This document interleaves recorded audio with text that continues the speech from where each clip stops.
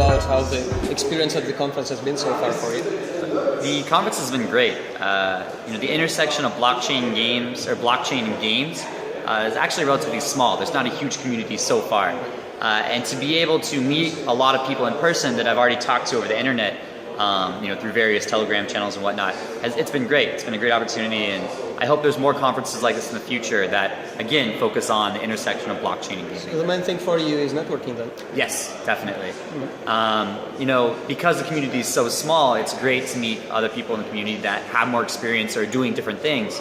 We can compare notes, and then hopefully both of us learn from each other and do better with our own companies going forward. And as to yourself, how did you get into this sort of niche? Like, why did you decide to go here specifically?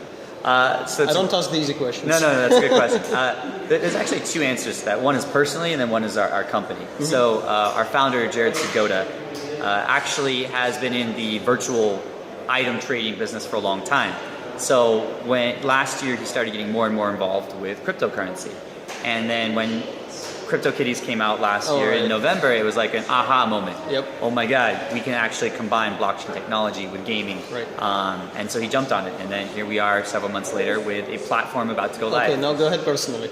Personally? Yep. Personally, I used to work with Jared back about four or 5 years ago at a Chinese game publishing company focused on publishing Chinese games in the West. So at that time, we actually had a game portal and publishing games. So we have experience doing this.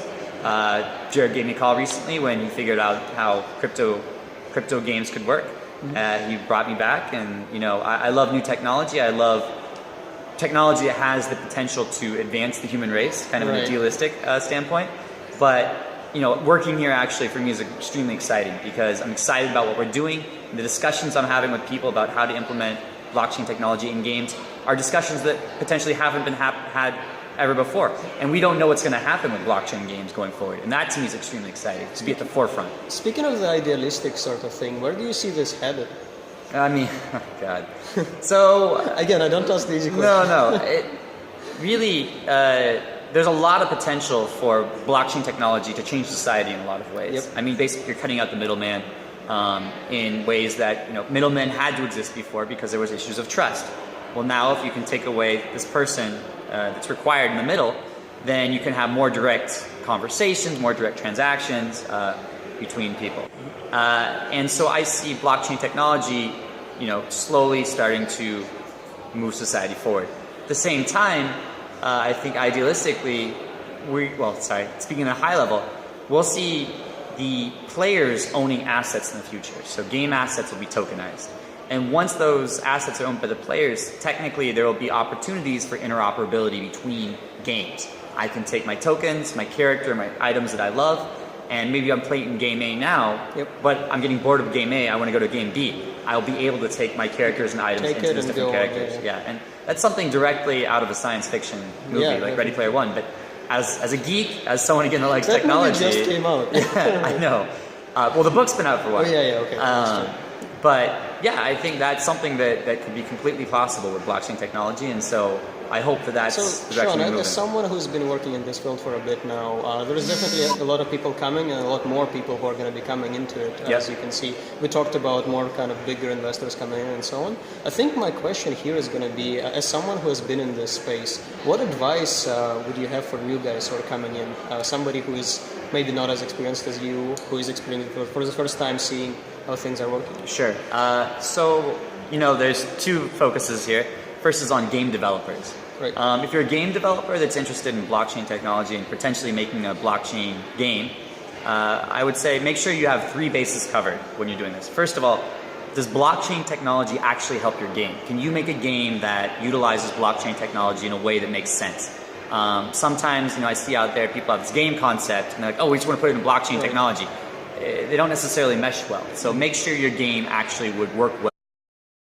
Actual provable scarcity of resources. And so that fundamentally alters the way that game developers have to design their game economies.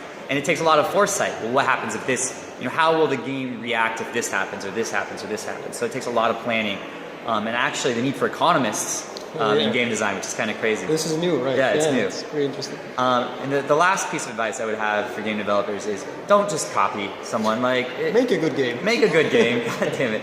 And the reason I say that is because after Crypto Kitties came out, there was Crypto Celebrities, Crypto Countries, Crypto Dogs, Crypto Alpacas, like all these games that were pretty much the same game. And so, you know, maybe it works for one or two of those knockoffs, but going forward, I want to see projects that are actually moving crypto games forward in new and innovative ways. Right, yeah, that's true, that's true. So something to look forward to for the gaming community as a whole, I think, just something interesting to say, which is you guys at BitGuild probably have something new coming. Yeah, well, I mean, I was going to say something to look forward to. I was about to. Yeah, places like Congregate, Armor Games back in the day. No, that's a long time ago. Yeah, a long time ago. Well, they're still out there.